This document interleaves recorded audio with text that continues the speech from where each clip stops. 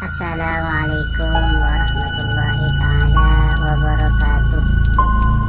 Teman-teman semua, saya ingin berbagi cerita seorang buyut yang waliullah, orang yang dekat dengan Allah, yaitu bernama Pujuk Congkop.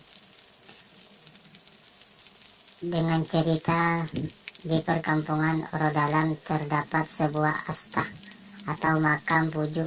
Beliau bernama lengkap Buyut Abdul Manan, atau sering disebut oleh beberapa penduduk dan kebanyakan penduduk Pujuk Congkop.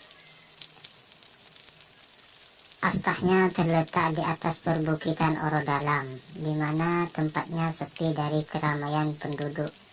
Disinilah tempat para santri terdahulu bersepi dan bertawasul untuk lebih mempermudah hajatnya, seperti ketika mereka menghafal pelajaran dan sekedar untuk membaca surat Yasin, istilah orang Madura nyeteh, yang masih menjadi tradisi sampai sekarang. Dan Pujuk Congkop inilah yang memberi peringatan terhadap seluruh keturunan Orodalam. Dilarang makan daging ayam teratah dalam bahasa Madura. Beliau mengatakan jika makan ayam tersebut akan berakibat fatal kepada dirinya sendiri. Dengan alasan, dahulu beliau mempunyai seorang adik cantik rupawan dan ingin dipersunting oleh seorang raja. Ternyata adiknya tersebut tidak berkenan untuk dipersunting oleh raja tersebut. Maka beliau lari berdua dengan adiknya tersebut dan dikejarlah oleh prajurit kerajaan. Ketika saat keduanya dikejar oleh prajurit, maka sampailah beliau berdua di semak-semak belukar, tepatnya di kampung Orodalam. Beliau bersembunyi tepat di bawah semak-semak yang di atasnya terdapat ayam teratah. Anehnya, walaupun di sekitarnya banyak pasukan kerajaan, ayam tersebut tidak kabur dan tetap di atas semak-semak tersebut, sehingga semua prajurit tidak mengira bahwa keduanya ada di bawah semak-semak tersebut. Dan prajurit pun meninggalkan Orodalam karena sudah menyangka bahwa tidak adanya beliau berdua. Dan ketika para prajurit sudah pergi, beliau berdua merasa tertolong oleh seekor ayam teratah tersebut. Dan beliau, Pujuk Congkop, berkata dan memberi pantangan kepada semua keturunan Orodalam yang isinya, kelak semua keturunanku di Orodalam ini tidak boleh makan ayam teratah. Dan di saat itu pula adiknya yang haus, dan di saat itulah tongkat Pujuk Congkop ditancapkan.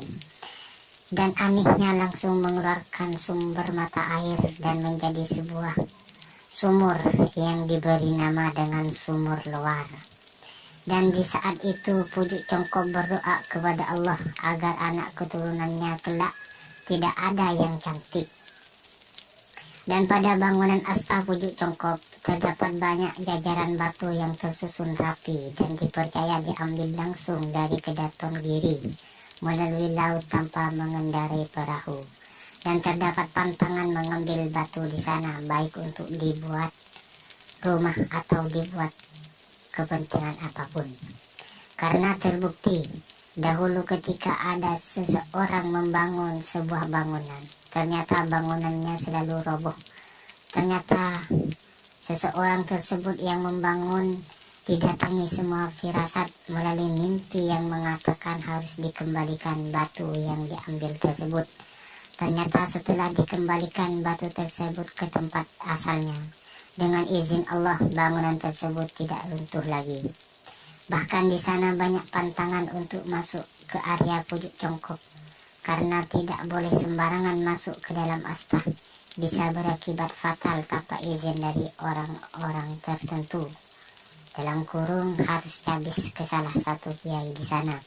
Dan juga menjadi tempat tawasul masyarakat sekitar ketika musim kemarau panjang terjadi.